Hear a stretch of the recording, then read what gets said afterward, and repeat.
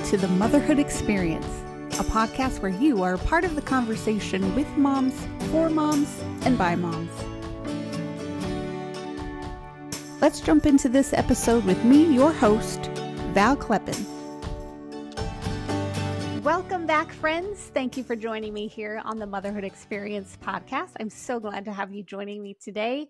Today's guest and friend is another coworker of mine. Sarah O'Brien from South Carolina joins me on this episode to talk about mothering her 3 girls, 2 of whom are on the autism spectrum. We had a phenomenal conversation. I know you're going to enjoy it. You know the drill. Share the episode, either text or email or messenger pigeon, however you can get the word out. We surely appreciate it. You are the reason this podcast exists and gets in front of other moms. So thank you. You can follow us on Facebook, Instagram, and YouTube. Be happy to see you over there. Leave a comment wherever you are streaming or listening or watching, unless you're stalking, and that's just weird. Just like this intro, took a weird turn there. I don't know how to recover. So instead, how about we just go into this conversation with our mom for this week, Sarah O'Brien. We are back with another episode of the Motherhood Experience podcast, and I have another friend and coworker joining me today, Sarah O'Brien. How are you doing, Sarah? I'm doing good, Val. How are you? I'm good, thank you. I'm really good. We talk a lot because we work together and work closely together on some aspects of our job. So it's fun to have you on the podcast in this conversation that we don't really get to talk about at work. Yes, I'm excited to be on. Well, I'm glad. And we start every episode with the ages and stages. So tell me the ages of your kids and stage of motherhood you're in. So my oldest, Elodie, is 8.5, going on 16. And then Juliet is almost 5. She'll be 5 August 1st. And then my youngest, Jojo, is 3. And I'm not sure what stage that puts me in. You're I don't know kind the of, stages. yeah, and you're kind of in a unique stage as it is, which we'll get to in a little bit. But I'm in the thick of it. Yeah. Is that a stage? Yeah. I mean, you're right at those ages where those are some pretty transitionary ages, I feel like, where they're really kind of coming into who they are and who they want to be. And you've got like all 3 of them at the same time. Yeah. It's fun. Yeah. Well, that's good. Are you familiar with the book? It's like 100 years old. Not really 100, but the 5 love languages. I am. Yes. Okay. I believe I had to read it for a college class. Okay. Yeah. So I say that there's really 6 love languages, and he just, for purposes of being, polite or something, he couldn't include the 6th one, and it's sarcasm. And I feel like that is maybe both your and my love language. Yes, definitely the one I like to give. Right. So this episode could get interesting. I'll try to behave and keep it on the motherhood focus, but this could be a lot of fun. Yes. When you were growing up, how many sisters do you have? I have 3 sisters and 1 brother. Oh, and a brother. Okay. Yeah. So when you were growing up, one of 5 kids, did you think that you were going to be the family type? Were kids on your radar? How did that look for you? Not at all. I actually grew up not wanting any kids. I just thought it was scary. I thought being pregnant was terrifying and gross, and pregnancy and delivery. And I had this whole life of travel and, being my own woman kind of thing. And I really didn't want kids at all. I became an aunt really young because I'm the youngest in my family. So I was an aunt in high school, and I adored my nephew, but I'm like, whew, that's a lot of work, and it was definitely not something I wanted until my husband and I started dating. And it was kind of a topic that was brought up pretty early on. And it was kind of like, he wants kids, and that would have been a deal breaker. And so it was something I had to really kind of dig deep and think about if I felt like it was something I wanted to do or if it truly wasn't. And then, let's go our separate ways because that's a pretty big thing to disagree on. Wow. Yeah. Um, so yeah, I had to do a lot of soul searching and thinking about if motherhood is something that I wanted. So do you know what it was that flipped that switch or allowed you to come to the determination then? Yes, it's actually kind of might seem silly, I don't know, but at the time, my sister and I were running our own daycare, and so I'm spending 40 plus hours a week with these kids that are not mine, they're not my family, and I remember thinking that I love these little babies and these little kids so much, and they're not mine. And if I could love these strangers' kids as much as I do, I can only imagine how much I would love my own kids.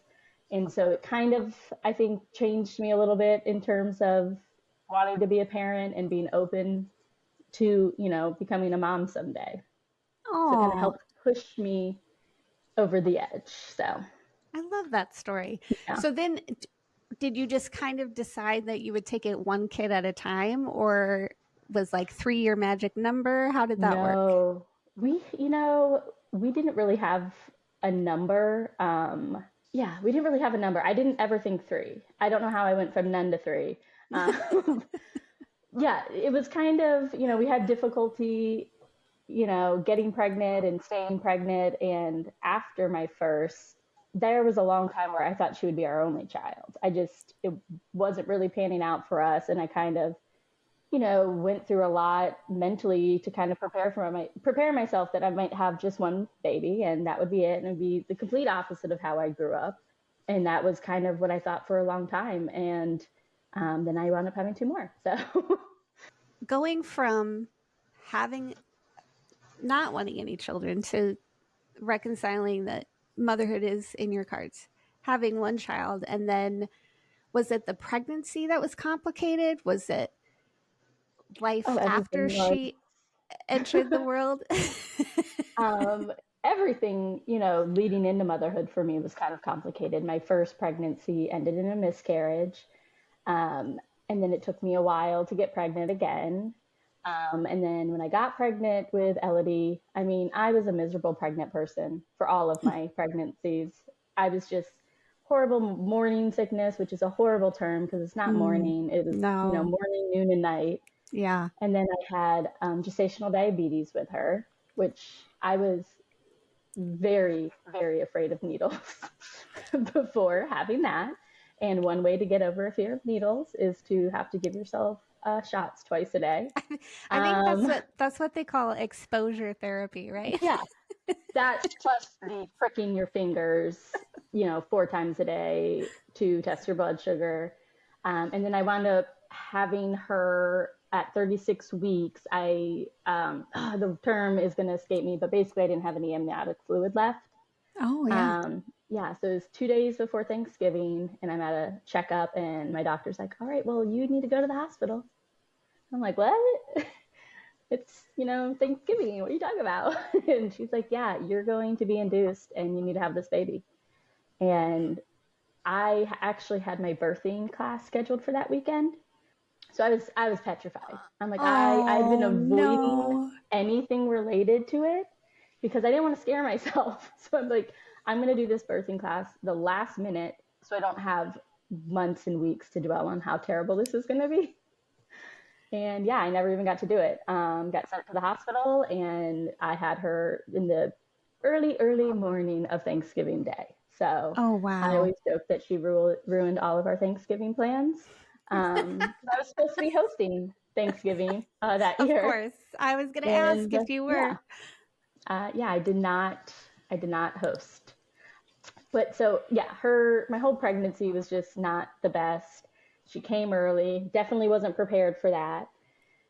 And she's a wonderful, easy like baby, one of those babies that tricks you into thinking, you're just the best mom ever because she slept through the night early and she's just a calm, happy baby. And I'm like, God, I am just really good at this. And yeah, then she became a toddler and everything changed. Yeah.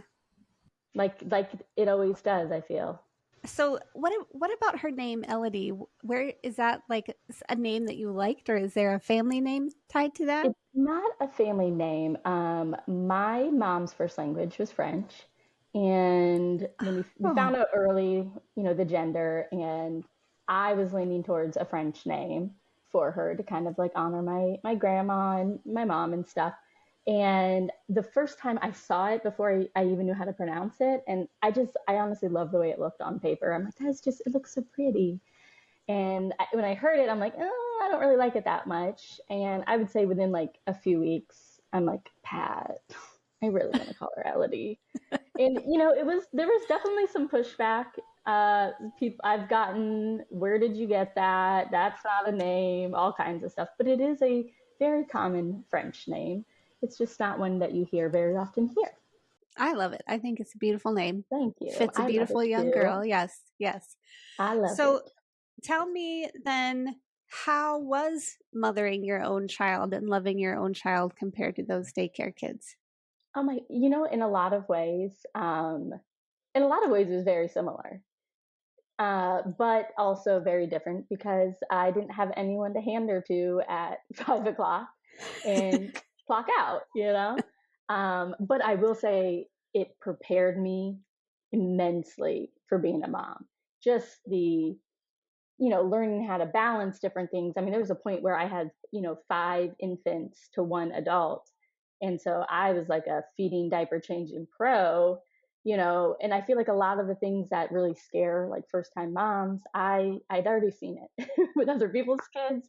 So it felt like a very easy transition to go from no kids to one kid.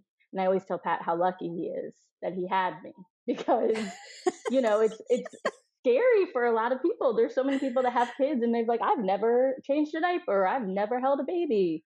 And I'm Yeah, like, yeah, I'm good. I feel like I've done this before. Um, but yeah, it prepared me greatly. But I mean, as anyone will say, nothing prepares you, for like the love that you're gonna feel, and then also just this how scary it is, yeah, like to have this little baby that I think for me the biggest fear was like I'm raising a human being and my fear of making sure I'm raising like a happy person. And I always say I want to raise a kid that doesn't need to go to therapy because of me. So like, like I don't want to be the cause of her needing a therapist when she's 25. So that always weighed on me heavily is like, how do you raise someone with good self confidence and that believes in herself and, you know, is kind and cares about, people is, the harder thing than, being tired and feeding a baby at 3 a.m. That's the stuff that like yeah, kept me awake at night. yeah. The character development is a really big deal. It's a Mm-hmm. really big deal. Tell me about being pregnant with her sisters then, and especially when your first pregnancy ended up miscarrying. Yeah. There had to be, I would guess, a little bit of like fear and uncertainty every time Oh, you would get pregnant, right? sure. I mean, I think, yeah, I don't know anybody that loses, a baby and then they're just like, yeah, everything's going to be fine. It definitely changed me, especially that being my first, because I had, it kind of rips that like hope away. You think, what if I will never be able to have a baby? What if they all end this way? And, I just remember every little thing that didn't seem right was like, oh gosh, this is bad. I'm Googling and talking to friends and freaking out because I've had that experience. And even though there's absolutely nothing I could do to prevent it, you still want to be in control. Um, so, I mean, I think with Elodie, it was probably not until like my beginning of my third trimester where I felt okay and Yeah. less scared, which was also kind of difficult for me because I felt almost like I was cheating on my first baby. Like, it was a lot of like mixed feelings of I'm so excited for this one, but not. I wouldn't have this one if I, hadn't lost my first. So it was a Right. real weird feeling to try to get through, and to not try to, feel bad about it. Something that I should be so excited for, and I was, but there were times where I was like, man, it feels so guilty being excited. Yeah. Which is another thing nobody really kind of prepares you for, the Right. weird feelings that And come with it. doesn't talk about often, but you put No. it to words so perfectly. I feel like describing what it was like going through that, because I think that's how so many lost Yeah. moms feel. Exactly that. Yeah. The weight of excitement mixed with the guilt, mixed Yeah. with the absolute inherent desire to control things that you know you can't control. Yeah. Yeah. I mean, everything that I felt I could control, I try to control, and like mainly just for my own mental health. You always look to place blame and what could I have done different, and it's can eat you up inside. So trying to have as much control as I can, so I would know that there's nothing else I could have done. But yeah, I mean, that was a rocky pregnancy. And then when I think Elodie was 3, I found out I was pregnant, which again was awful. I was so sick, so miserable, and I actually had to miss my first doctor's appointment because we were having a family emergency. So I was back in Maryland, and I miscarried a second time while I was there, which was truly awful. Yeah, and so pretty much after that one is kind of when I felt like, gosh, we're going to probably not have another kid, cuz Mm, I don't know that I could mentally do this again. And it took so long to get pregnant that time that I'm like, I don't want to have a 10-year-old and then have another baby. Like it didn't seem like it was going to be in the cards for us. And I remember constantly being asked, like, oh, are you guys going to have another one? Are you one and done? Don't you want her to have a sibling? And, like, yeah, I do. That's why you don't ask people those questions, because you never right. know. Right. What? How is it 2024 even, and those questions No. are still being asked, let Yeah. alone years prior? Yeah. Yeah. Oh yeah, so much advice on how I didn't want my kids to be too far apart, and I'm like, yeah, if all things went according to plan, that would have been the case. But with children, nothing goes according to plan. So, but I wound up getting pregnant for, I guess that would have made it one, two, three, fourth time, Hmm. and then I had Juliet, which was another tough pregnancy. I'm not a good pregnant person. Um, whatsoever. I wound up having a liver disorder when I was pregnant with her, where basically your liver doesn't function correctly while pregnant. And the name is escaping me. It is not very common. It basically, like, the first sign is you itch a lot. And Oh, yeah, yeah, yeah. yeah, the name, I don't know why I can't think of it right now. This, I know what you're talking about, but the name escapes me as well. I think it's ICP. I can't think of the name of it Yep. right now. Yep. But yeah, you start off with like really being itchy, but it's like you itch from the inside out. It's so hard to describe, but you're so itchy. And I remember I would just be up in the middle of the night. It'd be 3 in the morning, and I'd be on my couch, and like I had this like men's 4X shirt that I would sleep in because I did not like anything touching my body because I was too itchy, and it was summer in South Carolina. And I would just sit on my couch eating Cheetos at 3 in the morning, unable to sleep because I was so uncomfortable. I had horrible insomnia, and I would just sit there and eat Cheetos and hopefully fall asleep on the couch. It was crazy. But with that, they induce you at 37 weeks because you have a higher chance of a stillbirth after that. Yeah. So right before I had her, I oh gosh, all the words are escaping me, but where your blood pressure goes really high. Oh, yeah. So, well, it's preeclampsia. Preeclampsia. Thank you. I'm like, am I Yeah. really not going to remember this one either? Preeclampsia.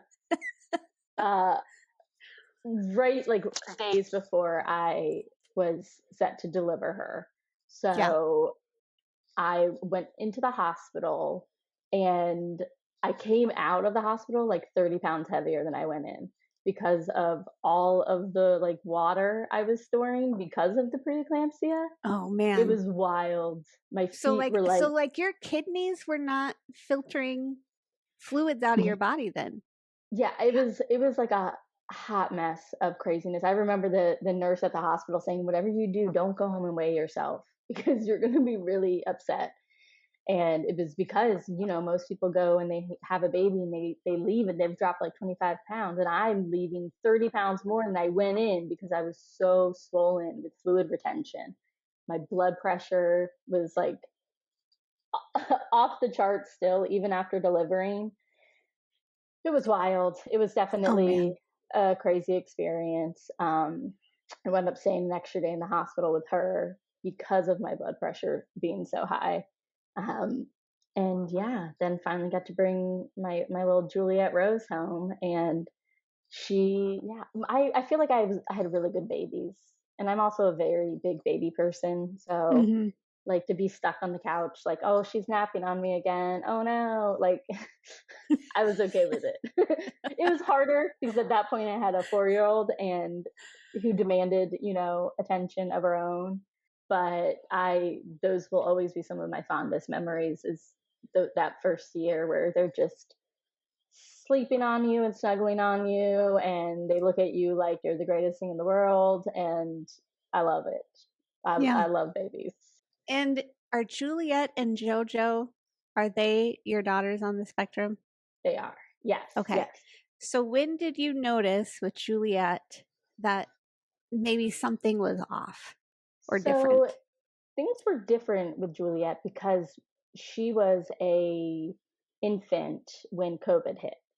So she spent a lot of time, indoors and away from people. And a lot of people think that, that has caused like a massive amount of delays in children. But for her, she had a lot of physical delays that we noticed first. Like she had a really big head, um, and she was a really tiny body, and so she had torticollis, which is kind of like where their neck is stuck kind of in one place, and her head was tilted, and she was not crawling. And so we got her evaluated by a PT to kind of address that and figure out the whole crawling stuff. And from there, she was evaluated by the state because I don't know what it's like everywhere else, but in South Carolina, they have, for 3 and under a program, if you qualify, they pay for Yeah. all of their therapy visits and stuff like that. So she went through occupational therapy and a speech therapy evaluation and qualified. And as she's going through all that, we're kind of noticing, all right, it's not just the crawling, she's not saying any words, and then it's interesting because the eye contact is there as a baby, but as they get older, that's when you start noticing she's not, responding to her name or making eye contact with you as much. But it's like, can she hear? Like we put her through so many hearing tests Mm. because she wasn't responding to her name, but she would respond to like Sesame Street. So I'm like, she hears, she just doesn't hear us. And so through all that, I mean, she's getting therapy regularly. We have a early interventionist that comes to our house every week, and she is the first one that kind of talked to me about autism being a possibility when she was probably 15 months. And because there's such a mass need for evaluations, we got on the wait list to have her evaluated. And right shortly after her second birthday, we went to the Children's Hospital and had like it's an all day pretty much evaluation with it was like 3 different doctors, I believe. And I kind of knew going into it that we were going to get an autism diagnosis. At that point, I had learned enough, and knew my child enough that that was going to be the outcome. It was still a really difficult outcome to hear. I don't know why Right. it was hard for me to hear it. Like I remember leaving and crying, and I remember the poor person at the ticket booth think they're probably used to it, but I'm just like paying my ticket and sobbing and trying to get out of there because I felt like overwhelmed at that time.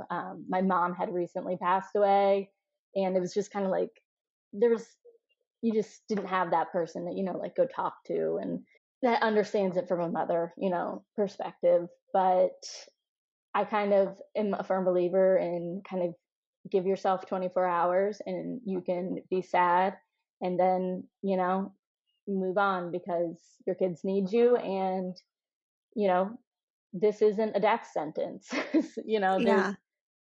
Yeah. There's a lot to learn, but it's not a death sentence, and you need to buck up and get over it. And, you're going to parent her the way she needs to be parented, just like, you do with your oldest, and you move on. So So, how did parenting change for you? Like, you knew in the back of your mind that you were probably going to get this diagnosis, mhm. and it was probably really hard to hear because you were still hoping that it wouldn't Yeah, be. But yeah. And but that's then it exactly what is. it is. Yeah. So then you get the diagnosis, and so what changed about how you had to parent her then? What's Or interesting is nothing changed, and I remember talking to her interventionist, and she said, Juliet is still Juliet. The Juliet before the diagnosis is still the Juliet after the diagnosis. And the diagnosis doesn't change who she is. The diagnosis is who she is. And mm, now you're better equipped to provide her everything she needs because she has this diagnosis. Now she's, all of these things that are open to people with disabilities. Now you have that in your back pocket. Now, she'll get early intervention through the school system, all these things. It's a name for what she already is. And I love that because that is very true. Nothing changed about it after. I mean, she was still Juliet.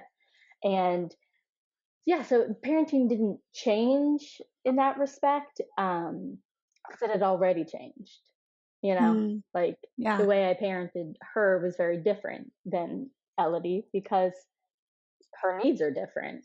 Yeah. So you have a miscarriage, Elodie, a miscarriage, Juliet. Juliet has an autism diagnosis. Mm-hmm. Getting pregnant again, was that planned? Was it? Not even a second of that was planned.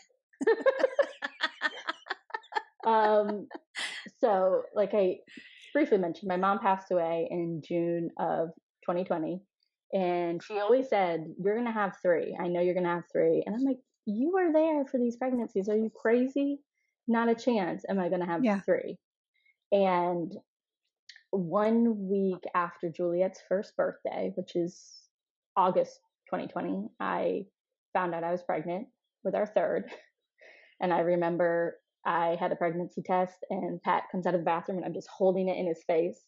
I'm like, and he's like, "Oh my God." It definitely was not planned. And as people that had difficulty, I don't want to say we had difficulty getting pregnant, but it was all of our pregnancies were planned and we Yeah. tried really hard for it. And sort of just accidentally, I hate that to describe it that way, but accidentally get pregnant. It was just like, I remember thinking, "Mom, you have got a sick sense of humor." This is your doing. So yeah, then baby number three. And I remember thinking, like, to anyone that is listening, I cannot handle another loss. So, Hmm. if you're gonna give me this baby, I cannot handle you taking it away. It was 2020 was awful, and we wound up losing Pat's mom later that year. And it was just like, I feel like God knew we needed this little ball of delight and joy to look forward to after 2020. And I feel like that's what JoJo's been since like the day she was born. She's just been so easygoing and happy, and just, we always say, a delight. And I think we all needed that big Hmm. time, whether planned or not. She's here for a reason, 100%. Oh, so sweet. And so, how I have two questions here that are They might seem unrelated, but stick with me.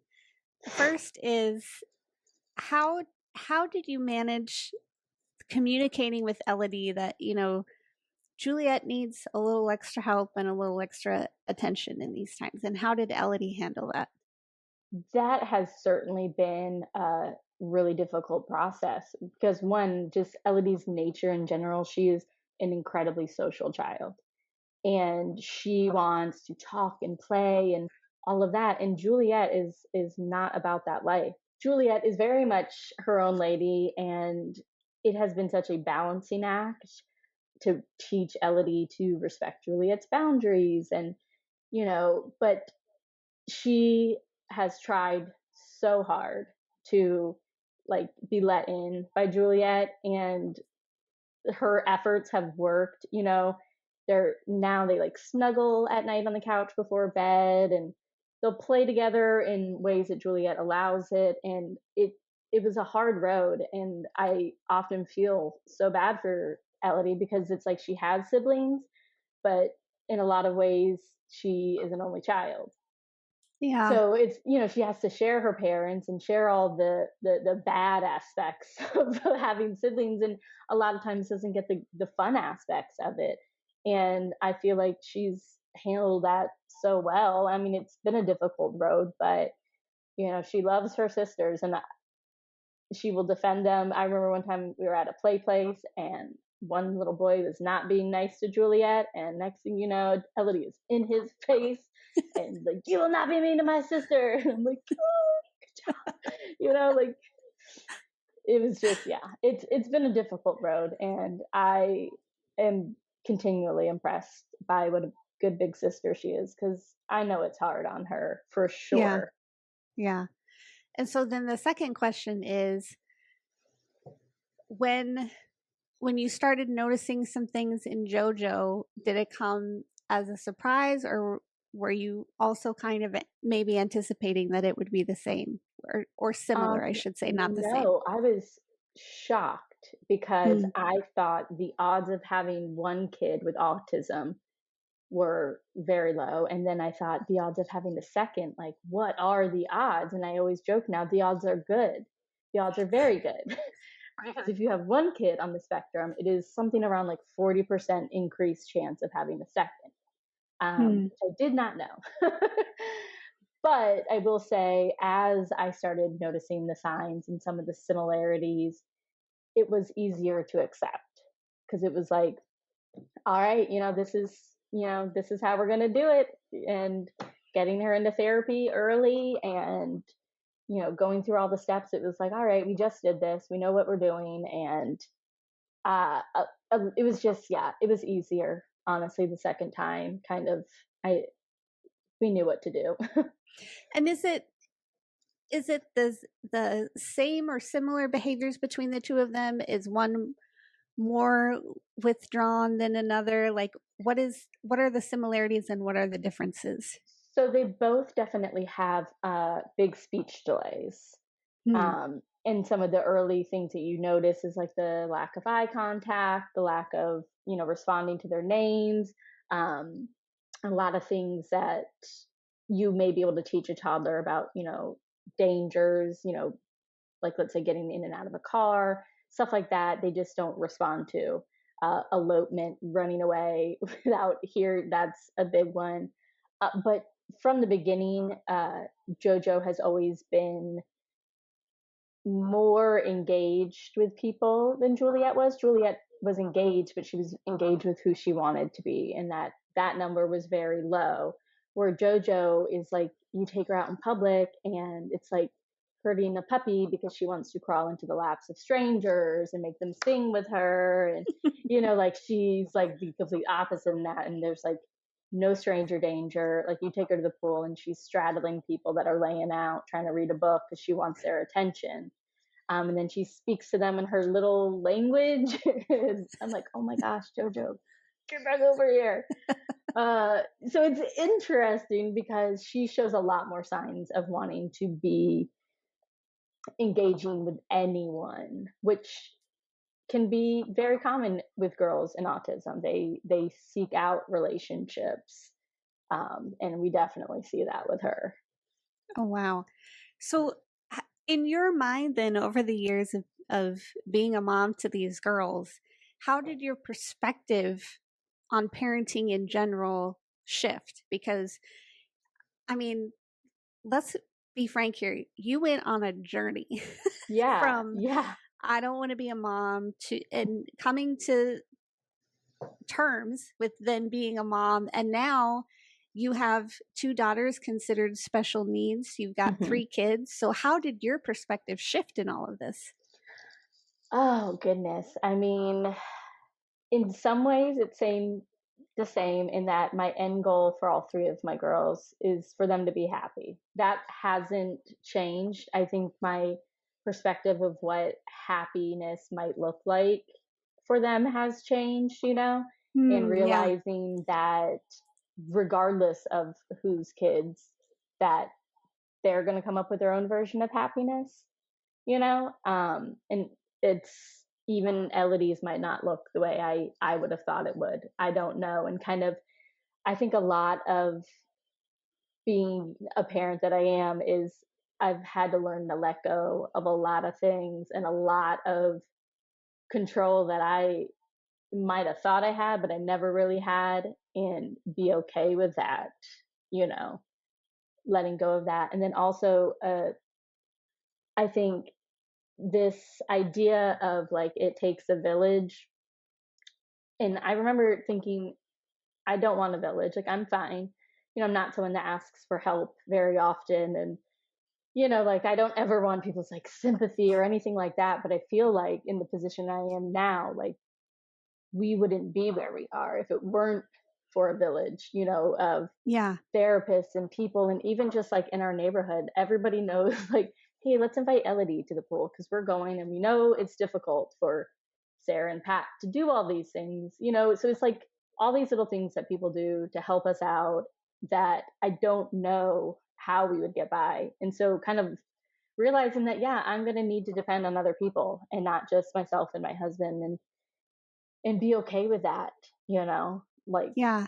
really has had to change that, I think it speaks a lot, Sarah, also to your desire to instill character in your girls and working through all of this stuff that you're having to work through today.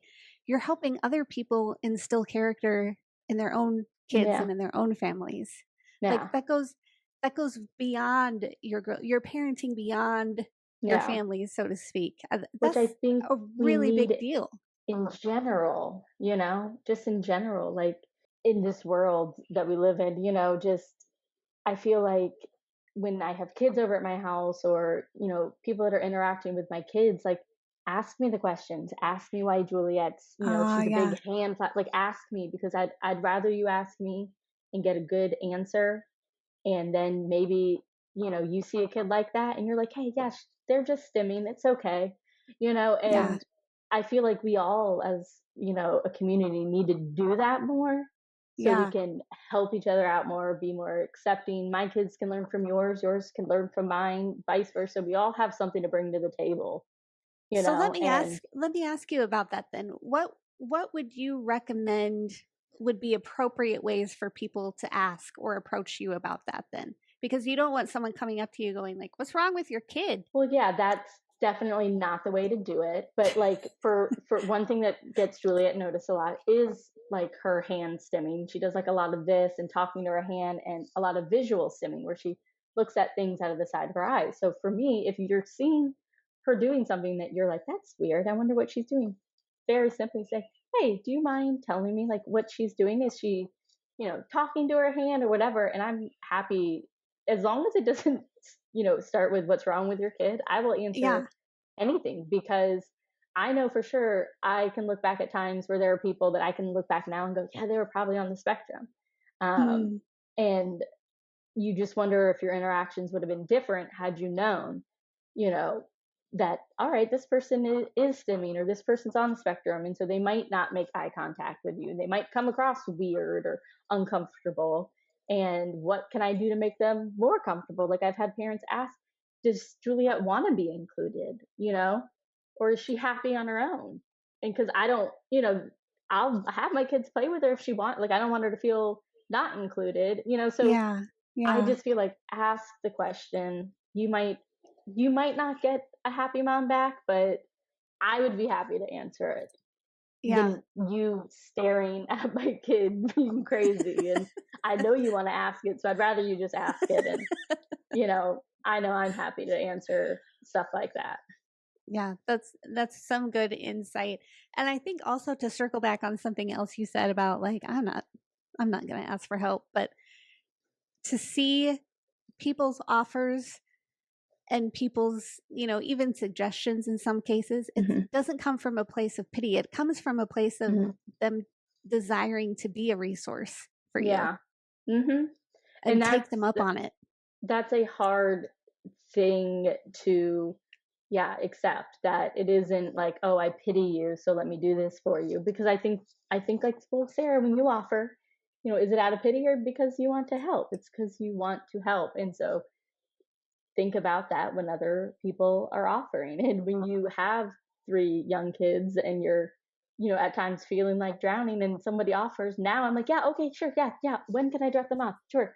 Like, it forces you into being a little bit more accepting of people's kindness. And yeah, I have to. That's the position I'm in, and I well aware I can't do it alone. Yeah.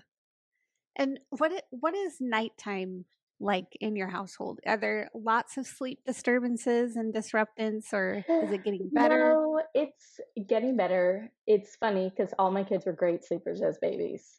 And Juliet, when she got to like her toddler years, she stopped sleeping through the night and has consistently not slept through the night ever since. She does sometimes, especially having gone to school, and we go to school really early here.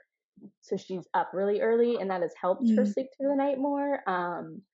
But yeah, I mean, it makes things like traveling really difficult because you have one that 50-50 if she's going to sleep through the night, and then is she going to wake everybody else up? And that's definitely a difficult thing. Like I said, she's about to turn 5 and she's still in a crib. We're actually getting mm, a new bed delivered tomorrow for her that is made specifically for special needs kids to kind of help with elopement, and has video and sensory stuff built in. So wish us luck. It should be interesting to see. But I mean, she's too big for a crib, like, mhm.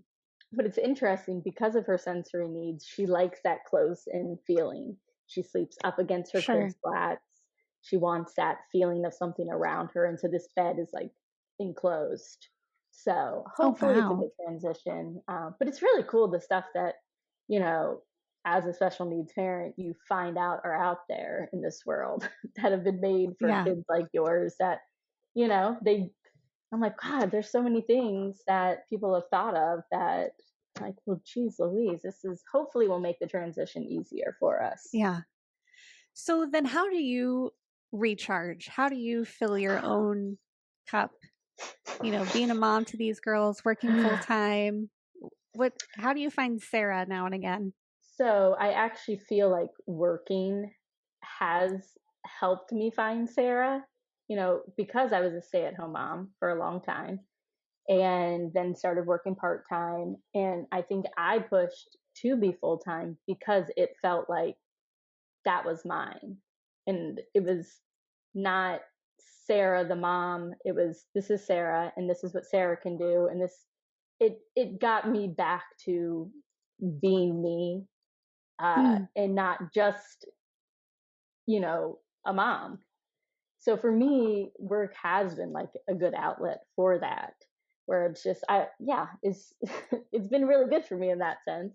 I won't say it recharges, but it has brought me a different sense of accomplishment, um, outside of being a mom, which I didn't know I needed, but I think I did. mm, In terms of recharging, I don't really get to do that a lot, but I do love to read. And so I read every night. And then Pat and I always watch something together, usually some documentary or true crime or whatever. But there's not a whole lot of recharging at this point in our yeah. house. It's just the time is minimum. Like, Yeah. we get the kids, we got a good bedtime routine. We get them up to bed. So we at least have a couple hours at night to like just hang and not have somebody that needs something. And yeah, that's really it. I wish I had better things. I don't though. It's a season. You'll come into a Yeah, time where you'll find like hobbies and hobbies, friends and activities that will hobbies. just I don't have a hobby. what is Yeah, that? no So hobbies. if you could go back in time and tell yourself encouragement or advice for the Mm, motherhood road ahead of you, what would you have said, or maybe what do you wish someone would have said to you back then? that's a tough one. Because it has not even remotely turned out the way I ever thought. Um, but I guess maybe say, hey, it's not going to turn out the way you think, but Yeah. it's going to be nonetheless beautiful. And it's just, I often think there's like a poem written about, you know, uh, special needs kids, and it's the whole, you're expecting a trip to Italy, but you have the kid and you wound up and you're in the Netherlands or something, and it's not any less beautiful. Look at all the wonderful things the Netherlands has, and their beautiful tulips and their windmills. It's not what you were expecting. It wasn't Italy, but it's still beautiful in its own way. And for Hmm. me, that will probably always resonate because it was not what I was expecting. And I'd still do it all over again, 100 times over, because I always think there's a reason, and whether I ever know it or not, but I wouldn't change it in any way. So just know that it's not going to turn out the way you think, and you'll still be okay. you Yeah, know. for sure. Well, Sarah, I have thoroughly enjoyed our conversation. We've never talked about motherhood. I knew part of your story, but I feel like this was really enriching. Thank you for taking time out of your recharging in the evening. Well, and I appreciate you listening. It's very rare, I feel like, that we talk in depth about stuff like this. And so it is actually recharging for me to think about, where I've come, and, got long way to go, but I'm proud of Yeah, myself. So yeah. it's I'm nice proud to of say you it out too. loud. Good, good on you. And also, what I'm hearing you say is something I want to share to um, the other listeners, that if you feel like you're in a spot where you can't recharge, come be a guest on the Motherhood Experience podcast. I Yes, feel like it's that's what good you're saying. therapy. Yeah. I feel like it gives you a good perspective of where you've been, and Yeah. sometimes when you're in it, you don't get that outside look. And so it's kind of nice to look back and go, wow, man, you have gone through a lot, but you're still here on the other side. So I think it's Yeah. kind of cool. Well, I'm thrilled that we could make it work for you to be a guest. And if you have any like resources for parents of autistic children or anything like that you want to share, we'll put those in the show notes. And thank you again, sincerely, for being a guest Absolutely. today. Thanks for having me, Val. Thank you so much for joining us on today's episode of the Motherhood Experience podcast. To join our exclusive TME community, head over to themotherhoodexperience.com/learn more. Be sure to follow the Motherhood Experience on Facebook or Instagram, and please leave us a 5-star review wherever you listen to podcasts. If you're watching on YouTube, leave us a comment below, and we'll catch you next time.